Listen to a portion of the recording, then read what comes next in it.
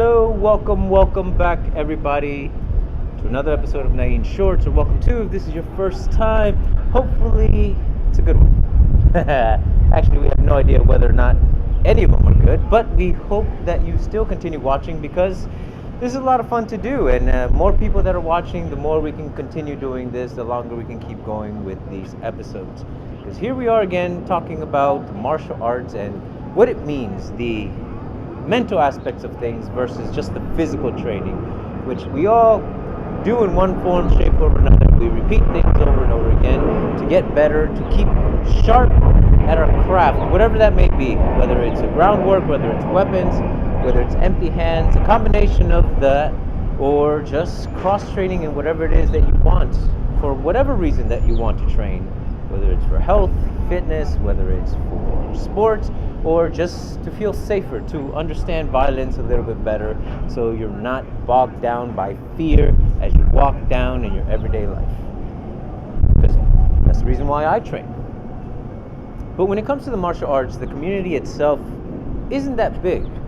There isn't a lot of separation between certain people, and when you meet one, you oftentimes meet two other ones that you would never have otherwise or known about unless you talk to that one person. And as a community, we are fairly inclusive, or at least I think we are fairly inclusive. Anyone can join, anyone who's dedicated to training, even if they leave after a certain amount of time, they're still kind of part of that group, they're still part of the community itself. But if we think of it as one entity, what is the martial arts community? What do we do for society? Do we do anything positive for society that really calls for us to then consider doing more? Now, there are a few individuals in the martial arts community that do a hell of a lot. There's Mike Gomez, who puts together these collaboratives, who brings a bunch of, Mike Cardenas. I was thinking of Bob Gomez and Mike at the same time. GM Bob, shout out to you too. But Mike Cardenas in Manteca brings together groups of martial arts experts from all walks of life and all different disciplines to share with one another and train for an entire day. It's a lot of fun. He does it twice a year. He has several smaller workshops that he does throughout the rest of the year, and to me, that is a great add to the martial arts community. He brings a lot to it. Yeah, I know, Mike Gomez, that's still messing with me in my head. You have a lot of other great people. Noah Piglia comes to mind. He definitely is a great well of knowledge that he likes to share with the rest of the other communities when it comes to the history of the Filipino martial arts. And there are other people like Ron Esteller who had programs for children for self-defense, which he taught in his communities. And I'm sure that there are many others who are doing these things, but how as a collective can we do more? How as a group, just by the umbrella of being martial artists, can we give back to the community more? Can we be doing more free seminars for self-defense, for women's defense? Could we be doing more programs for children? And things of that sort that then we can say we are really contributing to the community as a whole, just around our own neighborhoods. Which actually brings up a question.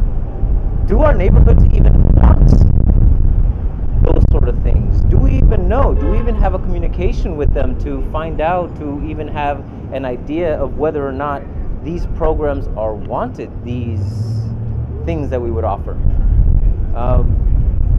Because it just dawned on me right now that as much as what we're doing is fun, and we teach because we enjoy it, it's not so much a business. For some people it is, and it is their livelihood, but they also do enjoy what they do. Going beyond that, do we have that footing with the community to say that, okay, here's what we're going to do, here's what we set out to do, we know the right people to talk to, and we know how to get these programs going? Because I just realized I don't. I have no idea who I would talk to in order to do some sort of public thing. I I don't know any of the heads of even my city to talk to. So maybe that's where we first start. We start by reaching out to these people and actually getting to know them on a personal level, and then instilling these ideas within them. So then it can become more of an organic thing and grow from there, because that would be the first step, right?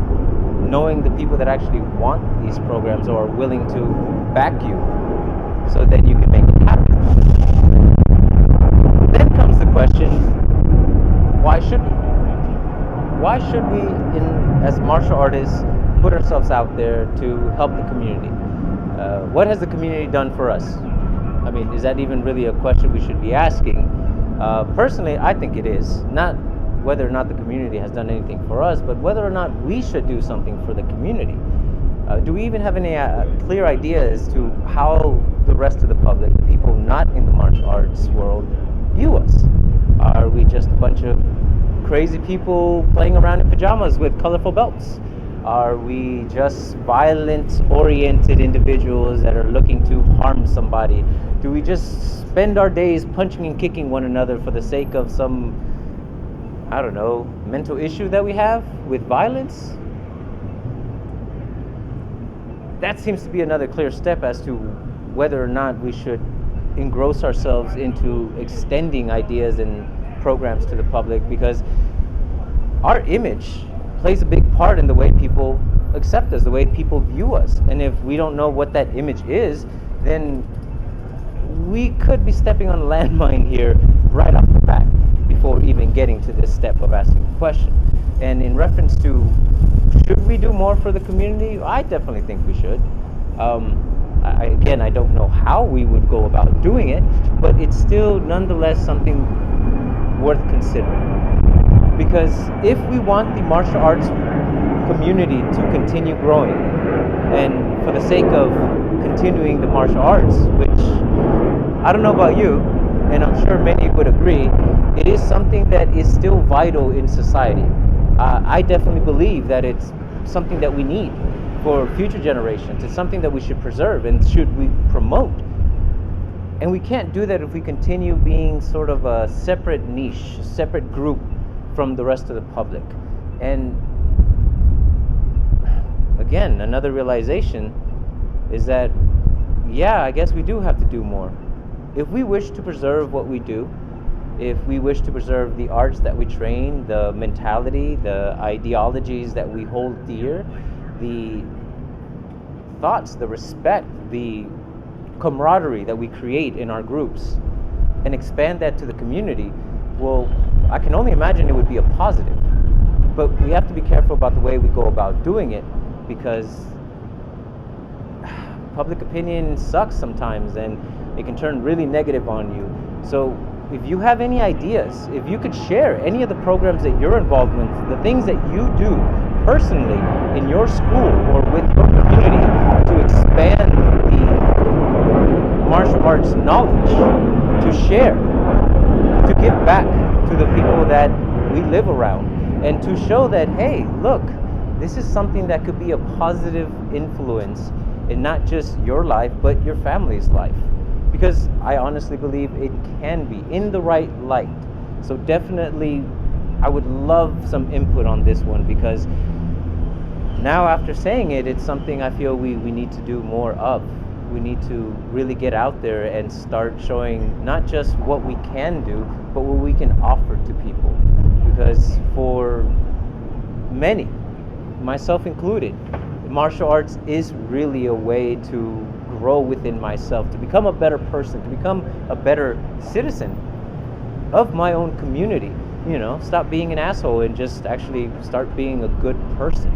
And based on some much smarter people than myself, it takes strength to be able to be a good person. And the martial arts definitely can provide that under the right light. So whatever comments you can make, whatever advice you can give me on how to go about creating some sort of program or expanding our influence in our own communities, please let me know. And let's come together and brainstorm and figure out a way that we can make the martial arts flourish, not let it die. Promote the right ideas and the right concepts. and just make it fun for people to enjoy. Because if people have fun doing it, if people enjoy watching it and being a part of it, then there's going to be more and more people coming to it. So whatever advice you can give, whatever comments, 2 cents, please offer them. This is one of those things where we want to grow the martial arts. We want it to last, and we want it to go way beyond our generation. This is a good way to start. Oh, before I go, I just want to remind you, May 20th is the T-shirt seminar being held by Cito Johnny Oliva at Twin Dragon Kung Fu Academy in San Carlos. Look out for that. It's only $15. It's a 3-hour seminar from noon to 3. Bring some water, bring an open mind, and be ready to have a lot of fun, because, folks, it will be. So don't miss out. Some of you missed out on the last one, but this is your chance to catch it again. So definitely look out for that. Thank you for watching, and as usual, 3, 2, 1, cut!